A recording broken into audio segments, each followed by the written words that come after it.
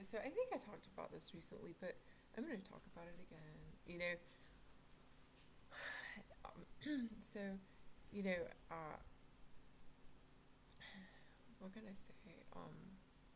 You know, where is it when we're growing up that some of us learn to not like ourselves, to not like the way we look, and things like that. And I mean, I'm not sure. I never talked to my kids about this when I taught. I wouldn't probably because why bring this up with young people unless there are issues? Like if a kid were to say they don't like the way they look, then I would say something to that kid about, you know, well, they should basically, I would sort of use humor probably. I'm trying to remember, did I ever hear anything like that from any of my kids? Um, I might say something like, why not? Or, I don't think any of my kids ever said that overtly. I don't think so, but um, it's not uncommon for middle school age kids to feel insecure and awkward. Well, I know I did, and I was bullied real badly in sixth grade, and I wanted to look pretty, and I wore makeup, and and even though I have curly hair, I would curl my hair. So yeah, I think it's really normal for young people to, you think about how fast kids really grow, and it can be uncomfortable, and you know, anyhow, I don't know,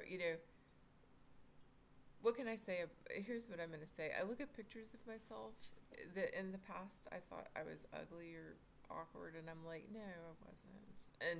And I look at pictures of me as a very young child, and I'm like, I was really cute. And and um,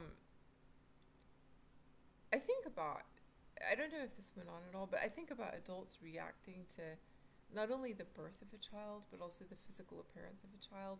And, when I was in graduate school, in the doctoral level class, I had already taken an implicit bias test, but she wanted us to take that. And I'm like, I don't want to take it again. I took it already, you know, but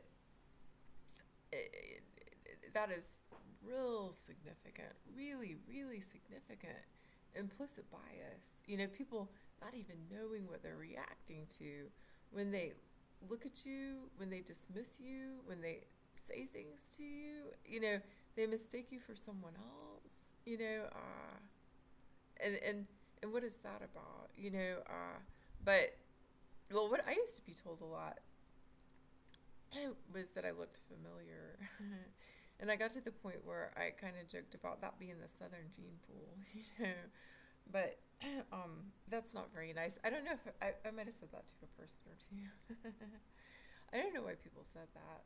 Maybe maybe it was just a lot of people looking related, or do I blend in any way at all? I mean, well, what I wanted to say is this. I mean, even with the scars, I mean, why wouldn't I like my face?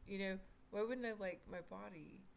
I mean, and why am I talking about it? Well, is it something that I shouldn't do to just mention that our mom got her third facelift on my 50th birthday, about 3 weeks after I moved to Georgia in late 2018? And, a few months ago when we were at lunch, I had noticed her skin just looked very strange, and to me, and I'm like, did you get age spots removed, or sunspots, or age? And she said, yes, and her husband has pushed her to do those things. And she told me one time he offered to pay for her to get cold sculpt, and I don't know what that is, but I just think, wow. I mean,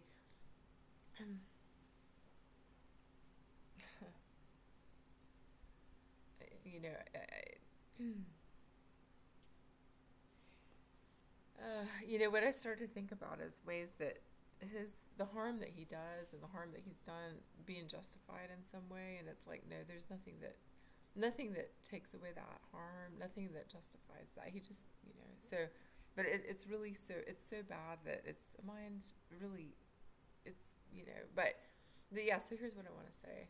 yeah, my face is a reflection of history, and some people don't want to acknowledge that history. My voice is a reflection of history, and some people don't want to acknowledge that history.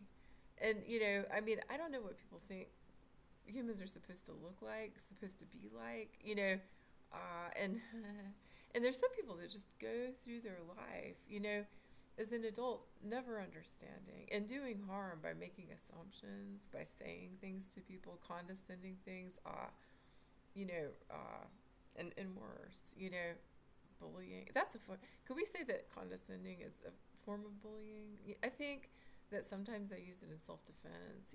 Like if my mom and I or someone else is dismissing me or being patronizing, then I something might come out. And I don't even really think about it. It just and then maybe I see hurt feelings, and it's like maybe that was a little bit of my dad, or something, but I mean, I really just try to be respectful. But I really think that my face is something that plenty of people react to. And, I had a huge space between my teeth, when my baby teeth came in, and then when my permanent teeth came in, I mean, a real big space. I have talked about that before. I've used a pen, and I think that's really pretty when I see that on people. And my teeth got with braces, for about 15 months, pulled completely together. But the space came back when I stopped wearing my retainer a few years later. and that tooth is cracked, but it was like that. And I had an overbite, more than the overbite that I have now. And when I do that, what do I feel? I feel some jaw pain, and I think about there was nothing wrong with my teeth. Well, I was real self-conscious. I was really eager to get braces, and because I felt self-conscious about my teeth. Well, why? But why did I feel self-conscious about my teeth? Maybe it was all around feeling self-conscious because there were things like getting yelled at for chewing with my mouth open, or talking with food in my mouth, and things like that. So it's just kind of like physically I was born in this way that, I mean, one, I wasn't supposed to be born. Two, it really wasn't okay the way I physically was, the way I looked, and at least to some people. And, I wonder about different people looking at me and seeing different things, and yeah, again, a reflection of history. So, I think different people, so what do you see? I think about what has changed with age? I mean, I always had, when I look at my picture, and there is even a picture of me as a maybe 3-year-old child in a studio photograph where I've got a little bit of a thing going on my left side, but that, whatever's happened there, that's stress. I haven't taken fish oil yet today, and I need to. but yeah, so yeah, do I wish that I had anything different about the way that I look so that people would see more of the way that I am? Well, there's some things that could make it even riskier for me, um, as far as safety and things like that. I mean, I think so. I think so. Uh, but but yeah, I mean, I like myself. I've said this before. I like myself, and I like my physical appearance, and I think about, everyone should like yourself. You don't have to like your parents, but like yourself. And, and again, I'm big on, really big on ancestors, and, just knowing that there's guidance, and it's spiritual, and also really wanting story, really, there's sometimes it's like, this is elusive, and I don't know, and I don't know if there's any way to know. And what's really hard right now is the way that I'm excluded. So, you know, um, when I'm when things are normal socially, I'm with people, and what am I like to be around? I mean, I don't know. What would different people say? Am I even does anyone even feel me there when I'm there? But, you know, yeah, I'm gonna ask this question. You know, is part of the exclusion and all that of the past several years based on some things about my physical appearance that people do not understand they are discriminating against? You know, there is a question, and you know, well, it's hard surviving it, and there is no excuse in it, and and there's some adult education that needs to happen. And you know, if our professor who taught that doctoral level class could teach that, I mean,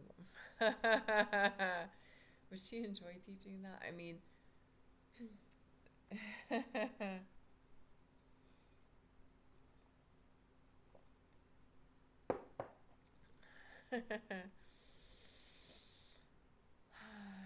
know, am I do I want to try to guess? I mean, she is hard. I mean, she's notoriously hard. She's an amazing professor, and you're like, that was a really hard class, you know. no matter what, no matter what it was. Well, you know, yeah, I'm starting to get a little bit of tears. You know, it was real serious what happened before that doctoral level class, uh, and there are serious things like that going on all the time. You know, I think about writing a paper in one of our classes about Paul Lefebvre, and that being really meaningful to me after even after moving here and reading that paper, and it's like, wow. I mean, there's some continuity, and thinking about my friend in theater who is older, going to the Augusta Bowl workshop, and yeah, I mean, I'm like, wow, and and then sharing that with someone and thinking, I mean, that person would understand. And then the feeling that I got was, wow, that person just really doesn't have any respect at all. And wow, you know, some of us, we have some things to teach. But yeah, history, y'all. You know, what did I major in undergrad? Biology. You know why? Well, why? Why did I? I love plants and animals. I like science pretty well. You know, I started out, you know, thinking I would double major in biology and chemistry. Why? I mean, I don't know, you know. And then, you know, changed my major to art, got hit by my grandmother. Um, Thought about anthropology because I had an amazing anthropology professor, but there was no one as good as her. And so, you know, I just ended up with my degree in biology, and kind of talk about this for a minute because I didn't graduate in 4 years, but I graduated in 6, and that's not good enough. You know, yeah, I mean, I don't know. If someone thinks it isn't, you know, why? You know, but anyhow, I don't know. You know, why did I just talk about that? You know, well, biology, anthropology, art, you know, formal education, education. Um, yeah, you know, I don't know. Where else do we need to go with this? I just want to talk about history. Oh yeah, I was gonna say, yeah, no, I didn't. I did not major in history. I think, you know, I have a friend in Greensboro who was a history major, and she was taking some time off from school, and I don't know if she ended up. I don't know if she ended up majoring in history or something else because we've been out of contact for a bunch of years. But when we were housemates, we worked together, and you know, I can think about a few people that majored in history. You know, older adults that, you know, and it's like, I wonder, you know, what motivated that. But for me, history's been more of this gradual process of, you know, learning and being motivated to learn. And I like listening to people's stories. That is so important. But yeah, history, y'all. You're looking at some history, and not me making history, you know, not me about to make history, you know, but my face, you know, my voice, you know, what do people want to try to deny? You know, what do people, does anyone find comfort, you know? And I hope so, you know, But anyhow, yeah, so you're looking at history. That'll sound real good. Well, each one of us is a reminder of history. And when people, there are people who are being discriminated against so badly, so extremely badly, and it is an everyday thing. And we have to teach people not to do that. And people like me, some people don't want to acknowledge the history, and people like me, we have to help teach the history too, and we have to protect people who are more vulnerable than us, because yeah, and again, we have to teach people, we have to how do we do it, because really it's a real, I think it's going to be a worse problem. I mean, well, is it kind of on and off? It's just it's real bad right now. So anyone, I don't know, I'm thinking about that implicit bias test again, and just thinking, um, I'm thinking about everyday actions. And, like I was talking about last night, deducing attitudes, and how do you show a person their attitude but without being cruel and without being confrontational or accusatory? How do you teach someone? How do you help someone learn what they need to learn? Because it ain't only about me. There's a big picture. There are many people being discriminated against, based on physical appearance, based on perceived intelligence, perceived things, that come from that middle class thing. There's plenty to learn always, and there's plenty to teach.